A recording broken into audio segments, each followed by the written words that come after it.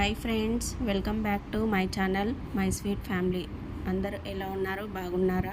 మేమందరం చాలా బాగున్నాం. మీరందరూ బాగుండాలని మనస్ఫూర్తిగా కోరుకుంటున్నాను. ఇది సండే వ్లాగు.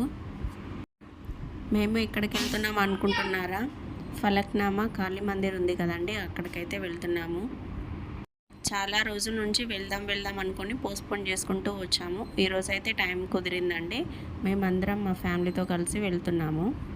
ఎల్బీ నగర్ నుంచి అయితే బస్సెస్ ఉంటాయండి. 300 బస్ ఎక్కినట్లయితే మనం ఫలక్నామా వెళ్ళొచ్చు. అదేవిధంగా ట్రైన్ ద్వారా రావాలనుకుంటే కాచిగూడ, సికింద్రాబాదు అక్కడ మనకి స్టేషన్స్ అనేవి ఉంటాయండి. అక్కడ ఎక్కినట్లయితే మనకి ఫలక్నామా స్టేషన్లో దిగాలి. అక్కడే అమ్మవారి టెంపుల్ అనేది ఉంటుంది. ఫలక్నామా కాళీ మందిర్కి అయితే వచ్చేసాము. ఇదే చూస్తున్నారుగా, చెట్టు కింద అమ్మవారు. చాలా పవర్ఫుల్ కాళీ మందిర్ అండి ఇది. మేము సండే రోజు బయలుదేరామండి. చూసారా, 7 అయ్యే వరకు ఎంతమంది క్యూ లైన్ బయట వరకు లైన్ అయిపోయిందండి. ఈ గుడికి చాలా ప్రత్యేకత ఉంది. మధ్యలో కాళీమాత అమ్మవారు ఉంటారు. దానికి ఎదురుగా చూస్తున్నారు కదా, ఇది శ్మశాన వాటిక అని ఉంటుంది. దాని బ్యాక్ సైడ్ రైల్వే స్టేషన్ ఉంటుంది. మనం ఇక్కడ ఏమైనా కోరికలు ఉంటే ముడుపుల రూపంలో చెల్లించుకోవచ్చు.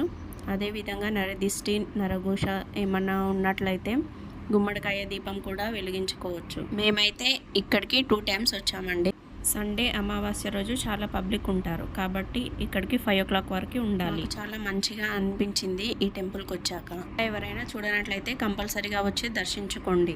అదేవిధంగా మన ఛానల్ని కొత్తగా చూస్తున్న వారు సబ్స్క్రైబ్ చేసుకోండి. Bye bye friends.